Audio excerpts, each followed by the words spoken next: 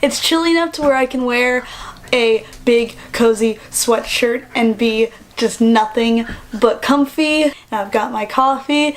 It is fall.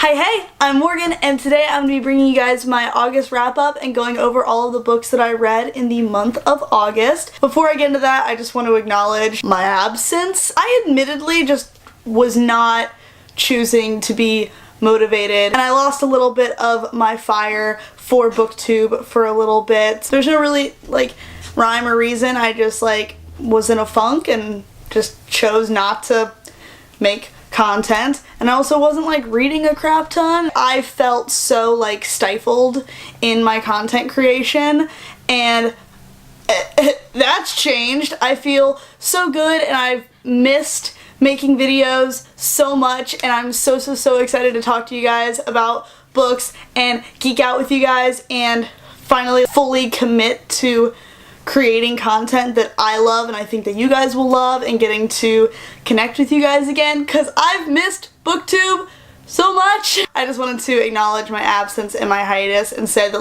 Morgyy's back and better than ever.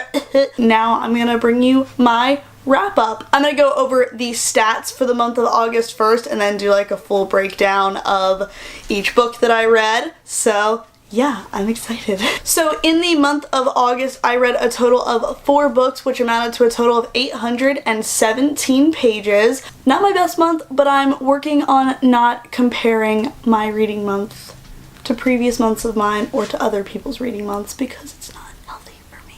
The books I read were a hodgepodge of ratings, so averaging it out, I had a 4.4 average rating, and 2 of the books I read were books that I personally own, while the other 2 were books that I borrowed from the library, and all 4 were physical books. And in typical MorgyyReads fashion, I'm going to be doing mini reviews of each of these books, starting from the lowest rated of the month, working up to the highest rated of the month. The first book I'm going to be talking about, the lowest rated book for the month of August, was a poetry collection, and that was Please Don't Go Before I Get Better. This is by Madison Kuhn. When I first initially finished it, I was so hyped up on it that I was like, it's a 5-star poetry collection! But after sitting with it for the amount of time that it's been between finishing the book and going to film this wrap up, I've actually decided to sit with a 3.5 out of 5 stars for this book. This is more of a prose collection than it is a poetry collection. I follow Madison on Instagram. I've followed her since before she was published, and I do really like the way that she writes. It's very modern poetry, which if you're not into modern poetry, I get it, because it is a niche type of poetry that takes some adjustment to if you're into things with more, substance. I did enjoy this more than I enjoyed prior modern poetry collections that are more popular. Okay, honey. Sorry, I had something caught in my throat. It was weird. Maybe drinking some milk with honey could fix that. I didn't like Milk and Honey, okay? It didn't fully captivate me the way that I was expecting it to. I think that this cover is absolutely stunning. I love solitary limbs on covers too. I don't know, it's a small aesthetic thing that I just love. I almost said detached limbs. I love seeing detached limbs on covers. No. This is very much similar to Milk and Honey in the sense that there are little illustrations throughout the book, but the illustrations actually have some form of substance with the poetry, so it's not random, which I like and I appreciated. I just thought that this was very heavily focused on relationships, and it kind of came off codependent at points, and that's just something that I can't get on board with, because there's nothing cute or romantic about depending on another person for your happiness and your worth as a person. I feel like this definitely fed into the a person will fix me, I'm waiting for someone to save me, please don't go before I get better. I really enjoyed the long prose that were in this collection, but her shorter poems I just wasn't a fan of. But that's how I am with all modern poetry. I don't like a sentence and it's oh, poem. No, it's a sentence, it's a beautifully constructed sentence, but there's a huge difference between a beautifully constructed sentence that could be part of something bigger and a poem. I can't look at a single sentence and be like, oh yeah, what a piece of poetry. That's like my one gripe about all modern poetry, not just Madison's, because I love the way that she writes. I think that she has a lot of promise, and I'm excited to see how her writing continues to grow. Just wasn't my all-time favorite, but I did really enjoy it, so yeah. The next book I'm going to be talking about, I gave 4 out of 5 stars to, and that would be Undead Girl Gang by Lily Anderson. This was one of my most anticipated releases of the year. It came out in May? Question mark? I know a lot of my friends did not like this book. I docked it a star for a plethora of reasons. I did really like this book. Like, I thought it was really good, but there are certain things that have been brought to my attention. I don't know if it would dock my personal experience because I had a good experience reading this book, but I understand why Rhiannon didn't like this book. I read this through the lens of an angry 17-year-old girl who thinks she knows everything about everything. Mila is not a likable character, but I could tell that she was meant to be, like, not the most likable character. I'm gonna just say right now, don't go into this book expecting super incredibly accurate Wiccan representation, because I read this through the lens of an angry teenage girl who lost her best friend. When you're a teenager, you think you know everything about everything. That's kind of how I looked at Mila's idea of being Wiccan. She says things like, if you practice Wicca, you are a witch, which isn't true. If you practice Wicca, you're Wiccan. There's a difference between Wicca and witchcraft. Rhiannon talks about that in one of her most recent videos, so I'll leave that in the description. If you want any sort of idea of like if something is good Wicca, Wiccan representation, just go subscribe to Rhiannon because she is so well versed on all things witchy, and I just love her so much. If you go into this through the lens of like an angry girl who's riddled with grief and who is just mad and doesn't know how to adjust or acclimate to that grief, it's fine. I will say it had a tendency to be a smidge predictable, and there were some things that I was a little uncomfortable with, like the fact that she was just wanting to fuck her dead best friend's brother and thinking about that at her dead best friend's funeral.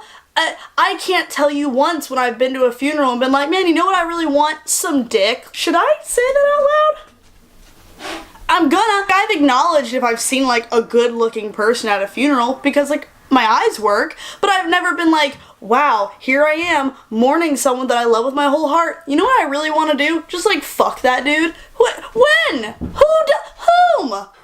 I have feelings about that. Aside from the obvious things like the predictability and that problematic aspect and the poor Wiccan representation, I did enjoy the meat of this book. I could tell you what this book's about, couldn't I? This follows our main character, Mila Flores, and she has just lost her best friend Riley, and it's been ruled as a suicide, as have been deaths of 2 previous girls at their high school. They thought there was just like this crazy suicide pact, but Mila thinks that Riley has been murdered, and so she does some magic things to raise Riley from the dead, but then she accidentally raises up the other 2 girls from their high school that also died, and those girls weren't people that Mila really got along with, so she has formed an undead girl gang, so to speak, and they're trying to get to the root of their murder. For a good majority of the book, like, they don't get along very well, but as the story progresses, like, there is some heart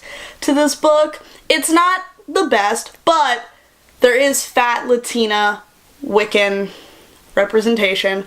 The Wiccan rep is not perfect. It's not even, like, that great from what I've heard from Rhiannon. As far as like a debut novel, I think that it was really good. I did enjoy it. I'm excited to see what else Lily Anderson continues to write in her career. I'm very excited about that aspect. This cover is absolutely gorgeous. My experience of reading this book was fairly enjoyable for the most part. Like, I had some issues with it, but nothing that would make me want to rate this like no stars or 1 star. But I understand why some of my friends have just disliked this book. But I'm the odd one out, okay? I didn't hate it.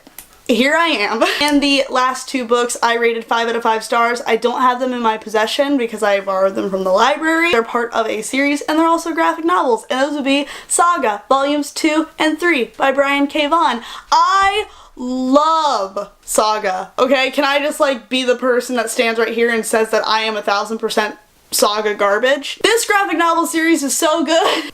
Saga has just really pushed me into like reigniting that passion for comics, and I just absolutely loved reading it.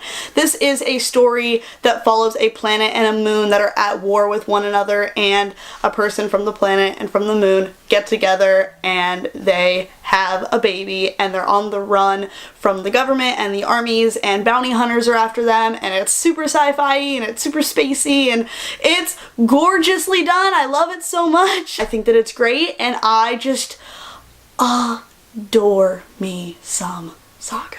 I love it so much. But you guys, there you have it. That has been my August wrap up, a nice short sweet one. Please let me know in the comments what you read in the month of August, because like I want to know. Can you show me?